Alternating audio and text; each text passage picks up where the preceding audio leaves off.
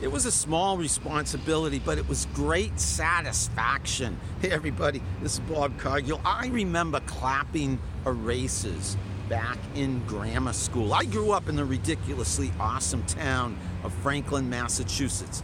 My first 4 years of school, grammar school, were at the Four Corners School, grades 1 through 4. I can remember my teachers' names to this day. Miss Shea, Miss or Mrs. Stevens, Miss Hart, and Mrs. Gilbert, if I recall correctly.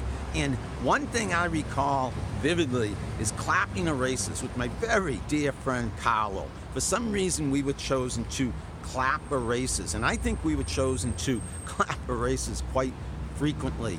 It was a small responsibility, but it was highly satisfying.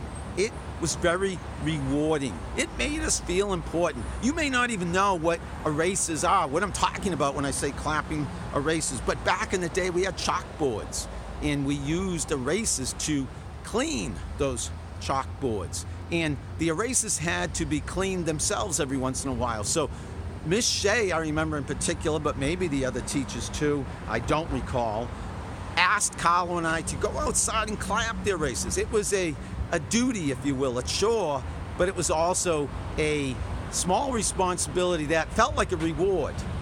We felt important being chosen to clap the erasers, and we'd go outside and clap the erasers, and there'd be a big cloud of white dust or yellow dust, depending on the color of the chalk, all around us, and we'd go back in and we felt proud that we clapped those erasers clean.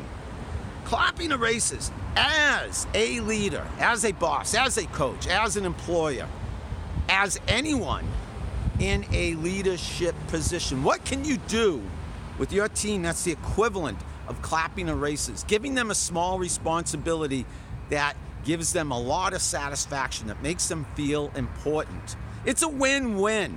Think about it. Clapping erasers. How can you give those in your team such a small responsibility and make them feel as good as Carlo and I did back in the day when we would clap erasers?